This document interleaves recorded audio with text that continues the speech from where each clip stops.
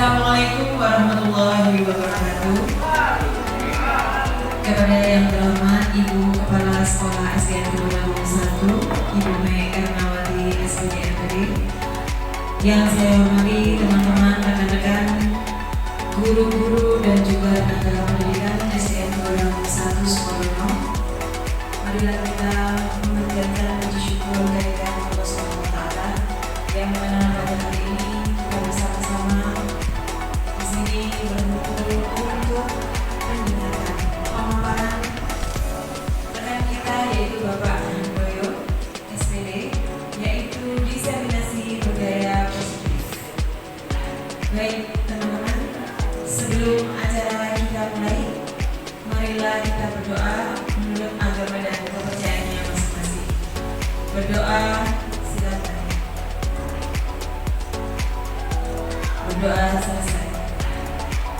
Terima kasih Bapak Ibu sekalian. Menginjak ke acara berikutnya yaitu sambutan dari Ibu Kepala Sekolah, yaitu Ibu Mei Ernawati SPDMPD. Silakan.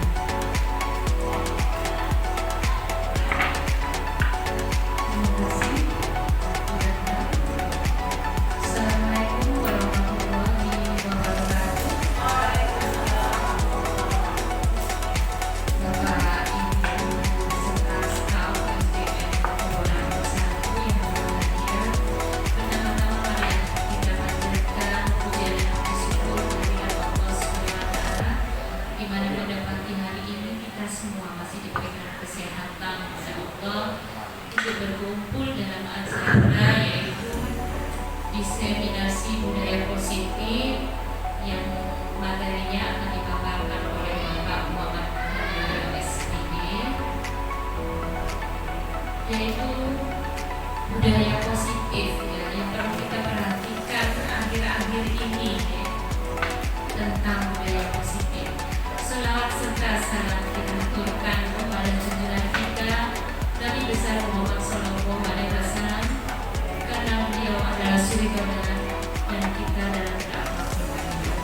Bapak Ibu yang berbahagia, kembali lagi tentang diseminasi budaya positif ya. Akhir-akhir ini memang kita, terutama kurikulum yang baru, kurikulum merdeka, budaya positif ini menjadi suatu kebutuhan bagi setiap sekolah tentunya. Artinya pembelajaran itu akan bisa tercapai atau bisa optimal jika peserta didik kita bisa mewujudkan yaitu budaya positif. Nantinya budaya positif itu harus dimulai dari setiap kelas. Jadi artinya bahwasanya kalau dahulu kita waktu saya sekolah ya, dahulu kita masuk ke dalam ruangan kelas, kita sudah membaca di dinding kelas itu sudah ada tata tertib. Itu nggak tahu saya dulu siapa yang membuatnya. Itu pokoknya sudah ada, itu sudah dikirim, sudah ada. Siswa tinggal mematuhi dan menaati aturan yang ada ketika masuk ke dalam gerbang sekolah. Sudah ada peraturan itu. Siswa tidak mengetahui siapa yang membuatnya, ya kan? Dulu sekolahnya begitu kan? Kita sudah ada kata tertib yang dituliskan dengan banyak kalimat, terus kita tidak memahami sebagai siswa. Kita tidak paham. Ini 15 menit tidak boleh terlambat. Kalau terlambat nanti akan mendapatkan sanksi. Sanksinya banyak. Bla bla bla bla bla. Anak kelas 1 apakah paham? Apakah paham kira-kira dengan adanya kata tertib yang banyak sekali? Kira-kira kelas 1 paham? Kira-kira kalian melewati apa ini kok tidak paham? Jadi kita mulai dengan sesuatu yang baru ya, sesuatu yang baru untuk mewujudkan budaya positif. Artinya setiap kelas, setiap tidak akan sama, tidak akan sama. Jadi peraturan, tata aturan di kelas itu tidak akan sama, karena yang pertama yang harus kita perhatikan bahwasannya anak itu akan paham, anak itu akan mengerti jika mereka terlibat dalam membuat aturan tersebut, yaitu membentuk suatu kesepakatan kelas, atau kalau saat ini itu keyakinan kelas, ya namanya keyakinan kelas. Jadi peserta didik itu akan lebih bisa menerima, bisa memahami jika aturan itu dibuat bersama dengan gurunya, dibuat bersama dengan bapak ibu gurunya. Jadi antara kelas 1 dengan kelas 5 kira-kira keyakinannya sama atau tidak bapak ibu guru? Tidak ya, tidak sama. Jadi kira-kira tidak sama, itu tergantung oleh pemahaman atau tergantung oleh kelasnya masing-masing. Dan otomatis apa yang dibuat, jadi keyakinan kelas kira-kira suatu pernyataan-pernyataan yang mudah dipahami oleh peserta didik, nanti akan disampaikan lebih detail ya oleh Pak Handoyo. Jadi betapa pentingnya keyakinan kelas ini untuk mewujudkan budaya positif sekolah. Artinya ketika anak-anak kita dilibatkan langsung untuk membuat keyakinan yang ada di kelasnya, misalnya tentang kapan harus tepat waktu dari sekolah, cara berpakaian yang baik, atau cara mengajukan pertanyaan ketika proses pembelajaran, tentunya akan lebih baik, lebih bagus jika itu dibuat bersama dengan guru dan disepakati bersama muridnya. Intinya budaya positif itu bisa berkembang dimulai dari kelas-kelas. Jadi itu bisa diwujudkan oleh bapak ibu guru dengan semangat-semangat yang positif, dengan kalimat-kalimat yang positif yang berfungsi untuk mengoptimalkan proses pembelajaran. Dilanjutkan dan disampaikan oleh Bapak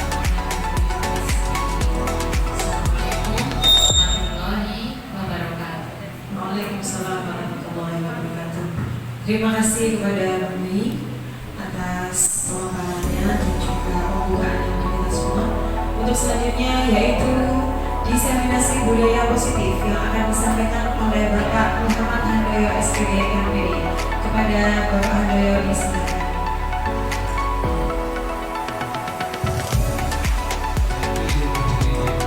Assalamualaikum warahmatullahi wabarakatuh.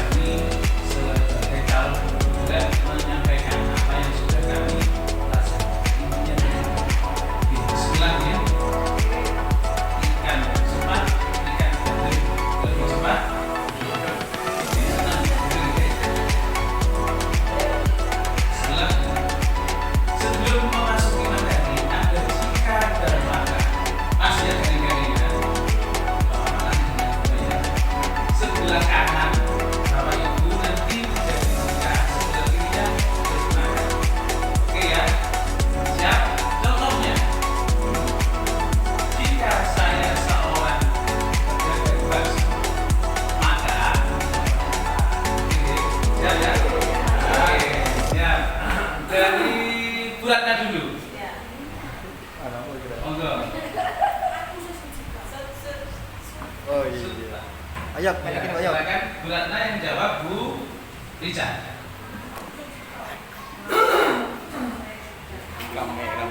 Jika saya menjadi seorang penyanyi, maka saya akan menjadi pelaku gendang. Nyambung? Nyambung tepuk tangan. Ya. Selanjutnya Pak Ipi dan Bu Devi, monggo. Jika dan maka. Jika saya seorang MC, Maka saya seorang peserta. Oke, terima kasih. Selanjutnya Miss Ika dan Miss Ulin. Silakan. Jika dan maka. Jika saya seorang juru masak, saya selalu beli. Oke, yang ini Ulin. Miss Ika dan Miss Hena, silakan. Jika saya seorang guru, maka saya menjadi murid. Oke, terima kasih. Selanjutnya Budian sama Bu Lili, silakan. Ya, Jika jika. saya jadi dokter, saya jadi pasiennya. Oke, terima kasih. Terakhir Pak Rahmat dan Bu Mei. Seru ini, ada paling seru ini. Iya, monggo. Jika saya sebagai pilot, Saya menjadi pramugari. Iya. Yang terakhir paling seru kayaknya ini ya. Oke, terima kasih Bapak Ibu semuanya. jika Ya. saya kambing, saya menjadi maka saya satenya. Terima kasih. Pertanyaan pemantik, setuju atau tidak setuju? Hukuman dapat mendisiplinkan siswa. Tidak selalu enggak. Hukuman dapat mendisiplinkan siswa? Setuju? Tidak. Oke, yang kedua, pemberian hukuman dengan hal positif seperti membaca atau membersihkan halaman sekolah dapat meningkatkan disiplin anak? Bisa jadi. Tapi Setuju atau tidak? Tidak. Setuju, tidak setuju. Pro dan kontra. Belum ada yang kata setuju, belum ada ya.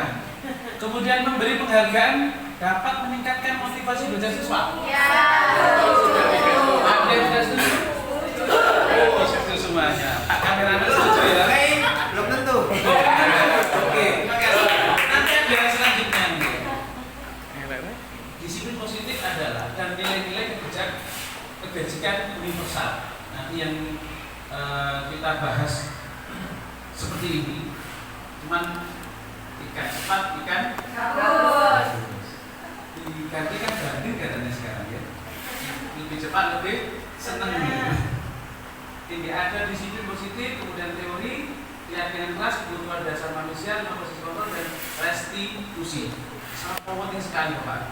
Next, luar biasa. Tapi cepat saja. Paradigma, perubahan paradigma. Sekarang saya minta tolong Bu Ratna dan Bu Rika bisa ke depan.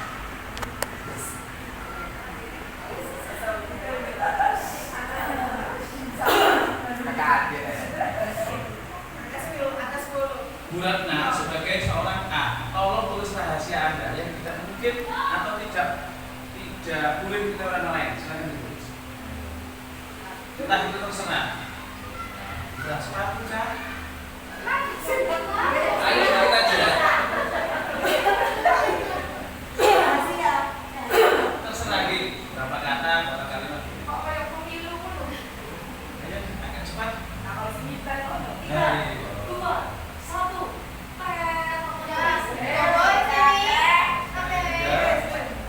Sekarang dilipat jadi 3. Ya, silakan ke sana. Ternyata ada teman sebelah Anda ingin mengetahui rahasia Anda. Teman jenengan silakan berusaha untuk membukanya.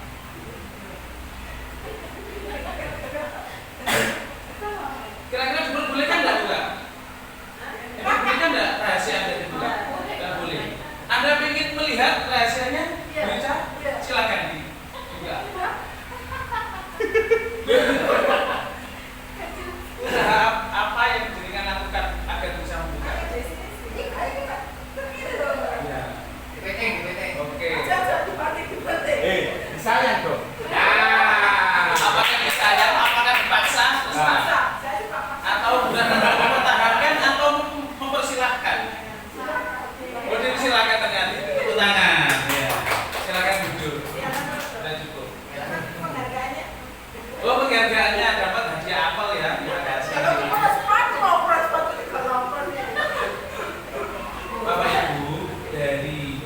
menjaga sikap teman kita berdua tadi menunjukkan bahwa ada teman yang ingin tahu tentang diri kita dan diri kita tidak mau memberitahu kepada orang lain. Kita berusaha untuk menyembunyikan apa yang kita lakukan dan orang lain berusaha ingin mengetahui. Dan usaha itu kadang-kadang ada yang memaksa dan lain sebagainya. Itu yang terjadi di lingkungan sekolah. Nah, ini Bapak Ibu ya, agak teori kontrol, ilusi guru mengontrol murid bahwa semua penguatan positif, efektif dan bermanfaat. Ilusi bahwa orang dewasa memiliki hak untuk memaksa, ilusi bahwa kritik dan membuat orang merasa bersalah dapat memotretkan karakter. Saya lanjutkan. Nah, ini Bapak Ibu, stimulus dan respon. Kita kontrol. Realitasnya, stimulus realitas kebutuhan kita semua. Dari kontrol realitas kita berbeda. Dari kontrol ya. Semua orang melihat hal yang sama, setiap orang memiliki gambaran yang berbeda. Teori kontrolnya begitu. Dan terusnya model berpikir menang kalah, model berpikir menang. Disiplin positif ada pendekatan disiplin yang mengajarkan tanggung jawab terhadap anak dan mengembangkan kesadaran diri berdasarkan nilai-nilai kebajikan. Dengan disiplin diri, siswa dapat memahami dan menyadari tindakan mereka berdasarkan motivasi internal bukan karena ujian. Oke. Saya ulangi lagi dari bawahnya. Dengan disiplin diri, siswa dapat memahami dan menyadari tindakan mereka berdasarkan motivasi internal, bukan karena ribet, bukan karena punishment, bukan karena kesepakatan kelas, bukan karena hukuman, tapi muncul dari internal. Artinya dia salah, dia ngaku salah, muncul dari dalam dirinya sendiri. Ini yang diajarkan di kurikulum Merdeka. Nilai-nilai kebijakan waktu Pancasila ini, kemudian ini untuk di primary years program PIY. Selanjutnya pembelajaran paradigma baru atau kurikulum Merdeka merupakan pembelajaran yang berorientasi pada penguatan kompetensi dan mengembangkan karakter yang sesuai dengan dimensi profil belajar Pancasila. Jadi Bapak Ibu, di kurikulum Merdeka itu berorientasi pada penguatan kompetensi. Kompetensi anak-anak berbeda tidak boleh dibandingkan dengan siswa yang lain, tapi perlu ditingkatkan. Ibaratnya beginilah, Bapak Ibu, kalau kancil disuruh balapan sama bebek, balapan lari, yang menang siapa? Kancil. Apakah perlu bebek diajari lari sekencang-kencangnya? Latihan lari bebek, kamu latihan lari biar bisa menang dari kancil? Mungkin menang? Tidak mungkin. Sebaliknya, bebek dan kancil ada event lomba berenang. Yang menang siapa? Bebek. Mungkinkah kancil disuruh latihan renang akhirnya menang dari bebek? Tidak mungkin. Pasti yang menang tetap bebek. Itu filosofinya di kurikulum Merdeka. Mengembangkan potensi anak berbudi. Motivasi perilaku manusia ada ekstrinsik untuk menghindari ketidaknyamanan hukuman, ketidaknyamanan hukuman itu dari luar, ancaman dan lain sebagainya. Untuk mendapatkan penghargaan sebaliknya, kalau tidak ancaman yang penghargaan pun umum termasuk Bapak Ibu guru, kalau bekerja berarti mencari penghargaan atau menghindari hukuman. Ya. Bapak Ibu diselesaikan. Ibu kepala sekolah berani. Loh kok gak mari? Kita berusaha menyelesaikan dalam rangka menghindari hukuman atau mendapatkan ujian. Kemarin ini di sini stop Bu, pulau mari dalam rangka untuk mencari. Ini motivasi ekstrinsik. Motivasi dari luar. Sedangkan yang kita pahami tadi adalah yang dikembangkan adalah apa? Motivasi internal dari dalam diri. Ini masih di luar. Yang kita lakukan masih bertaraf di sini Bapak Ibu biasanya, termasuk saya.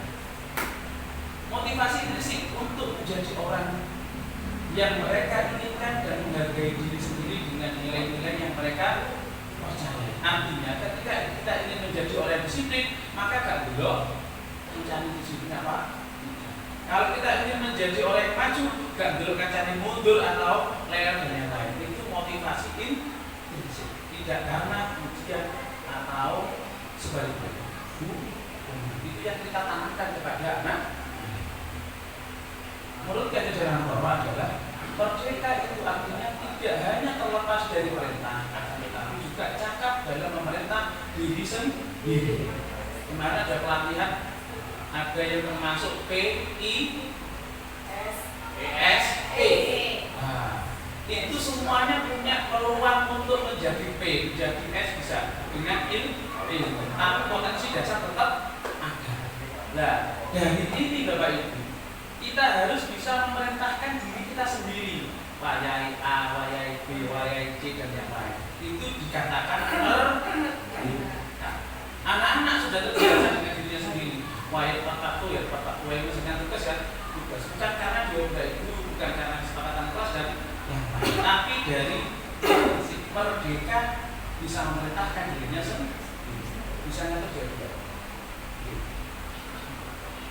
Nah, menurut ini Afi Koh tahun 93 penghargaan dan hukuman adalah cara mengontrol seseorang yang menghancurkan potensi.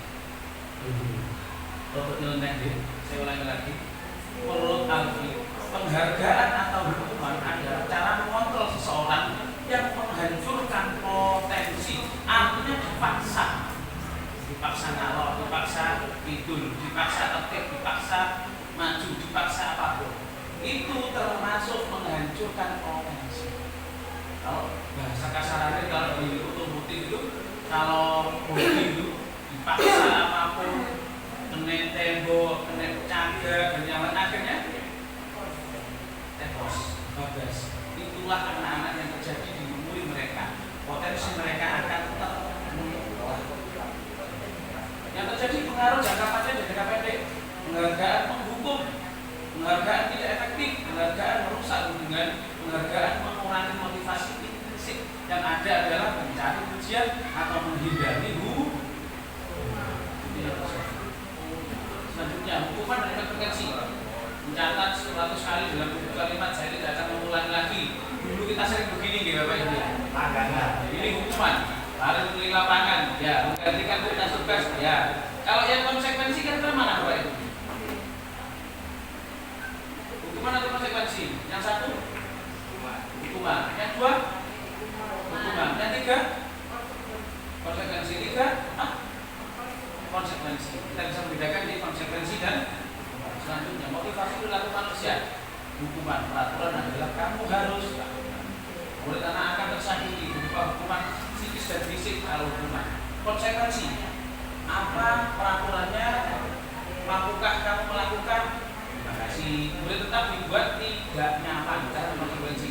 Restitusi apa yang kamu yakini, apa yang bisa kamu lakukan untuk memperbaiki masalah ini setelah terjadi kasus. Selanjutnya, mengapa keyakinan kelas bukan peraturan kelas? Oke, lanjutkan nih. Persingkat, mengapa tidak peraturan saja? Mengapa harus keyakinan kelas? Nah, menanyakan keyakinan berdasarkan prinsip teori kontrol bahwa pada dasarnya kita termotivasi secara intrinsik. Seharusnya ini, apa keyakinan kelas kita? Nilai-nilai apa yang telah disepakati bersama, seperti apa gambaran sebuah kelas yang ideal dan menurut jadi anak-anak diajak untuk kelas kita yang nyaman bagaimana? Ya tidak boleh cara mengecek Pak. Muncul begitu, muncul tertib Pak, seragam, tidak makan di kelas atau apa itu nanti muncullah menjadi keyakinan kelas. Selanjutnya, pembentukan keyakinan kelas diawali dari ini bersifat abstrak berupa pernyataan universal umum, dibuat dalam pernyataan positif bukan negatif, tidak terlambat berarti jadi tepat betul seperti ini. Mudah dilihat sesuai dengan kondisi kelas dan setengah sekolah sehingga mudah diterapkan. Semua warga kelas sekolah dilibatkan dalam penyusunan keyakinan kelas. Semuanya berkontribusi.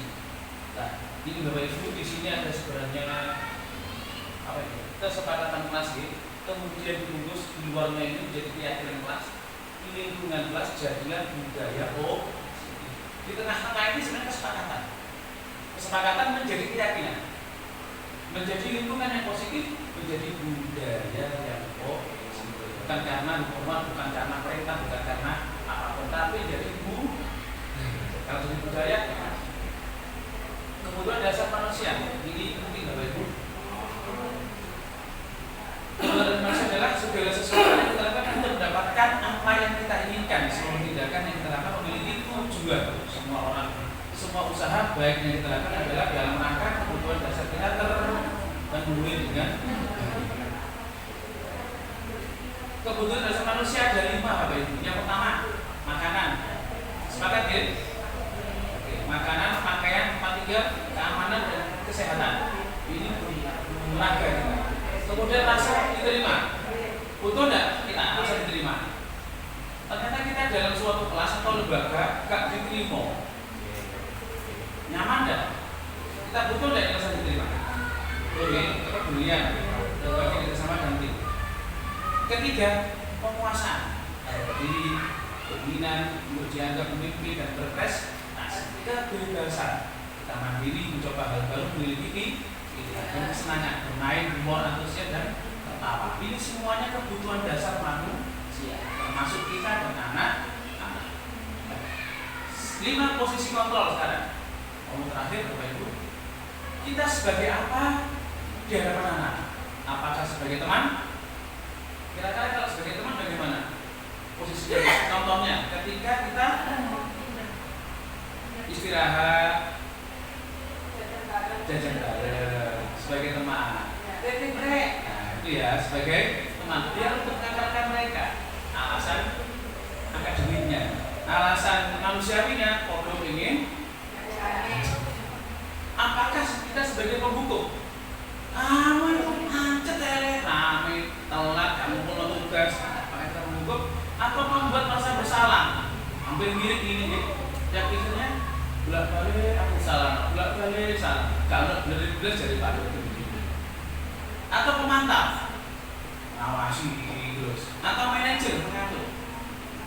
Yang mana kira-kira Bapak Ibu posisi kita? Sebagai teman, kadang-kadang pembuku, ya? kadang ini juga, semuanya Pak campur.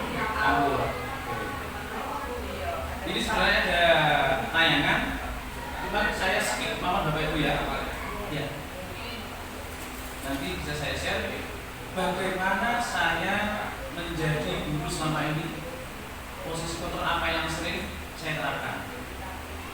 Kira-kira bagaimana Bapak Ibu kalian? Kamu tidak pernah benar melakukannya. Contohnya menjadi seorang penghukum. Jika kita ngomong kamu itu atau benar menjadi pancitan, jadi kita menghukum mereka. Justice mereka. Kemudian ayolah kita jadi Bapak Ibu. Jadi seorang teman. Kamu tidak pernah dapat nilai jika tidak mengerjakan tugas memantau.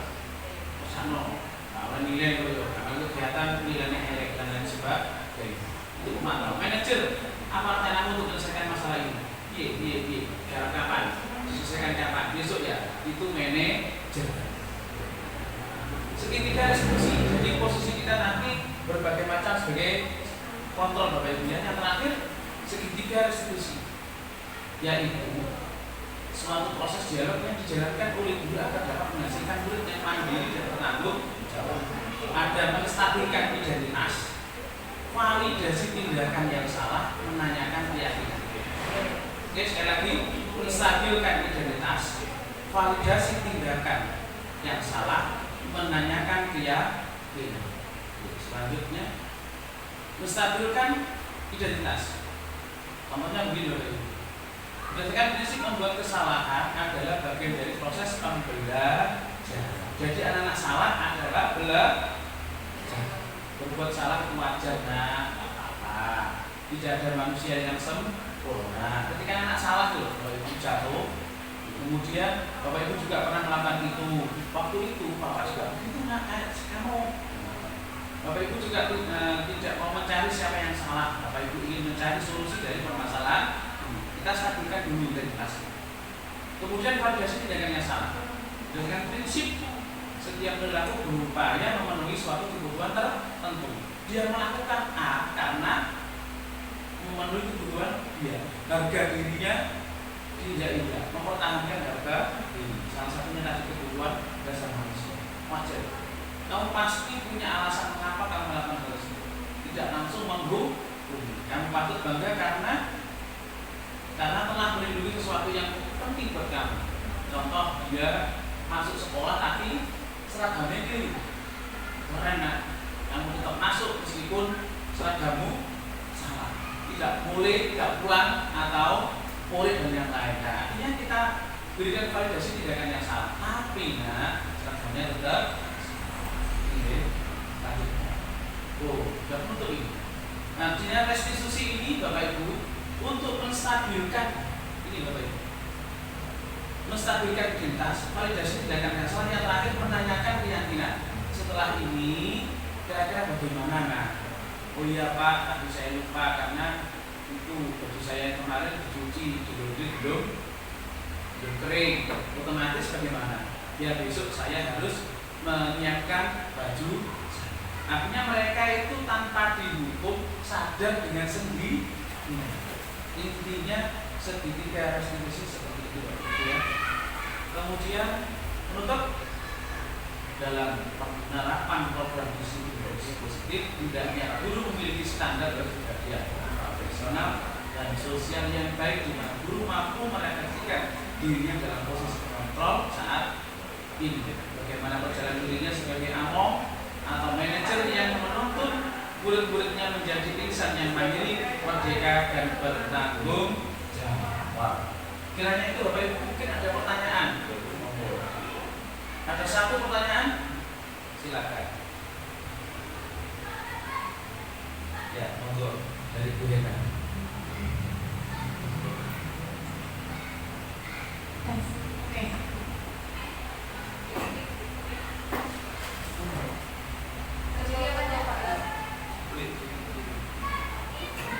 Oke, terima kasih atas kesempatannya. Saya akan bertanya, bagaimana cara mendisiplinkan siswa supaya tidak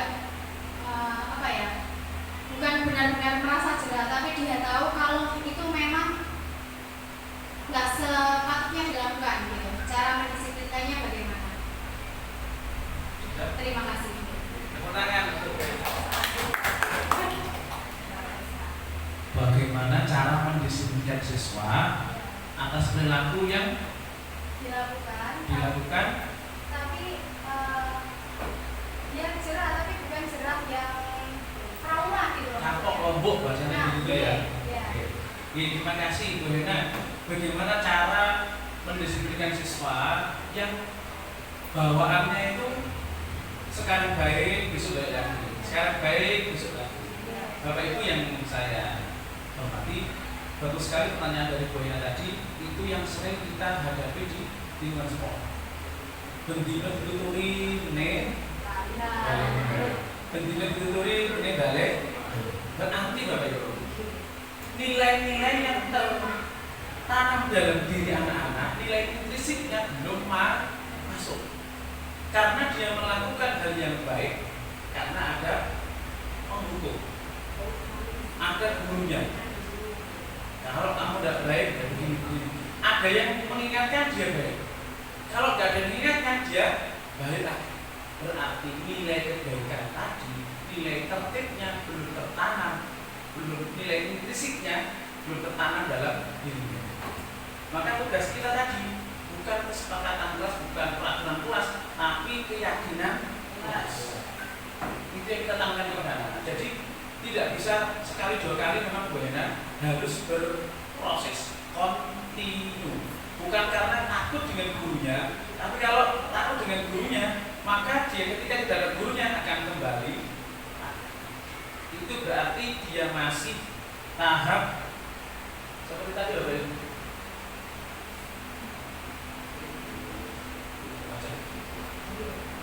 Nilainya masih berpengaruh dari ekstrinsiknya. Kalau tidak hubungan ya masih terbawa di sini.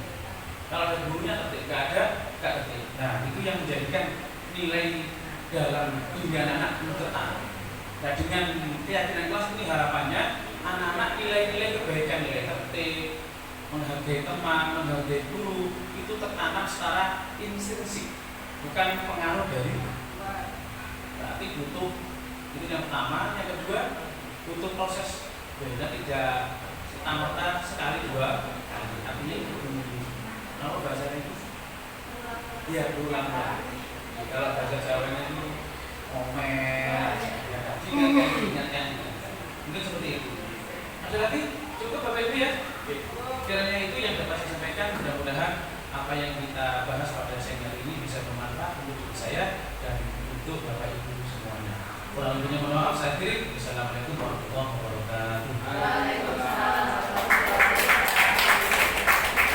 Terima kasih Pak Handoyo atas pemaparannya. Semoga apa yang disampaikan oleh Pak Handoyo bisa betul-betul kita terapkan di kelas dan juga bermanfaat untuk kita semua dan anak didik kita. Baik, amin. Baik, teman-teman, Bapak Ibu sekalian, sebelum sudah selesai ya Pak Handoyo? Sebelum acara kita selesaikan, marilah kita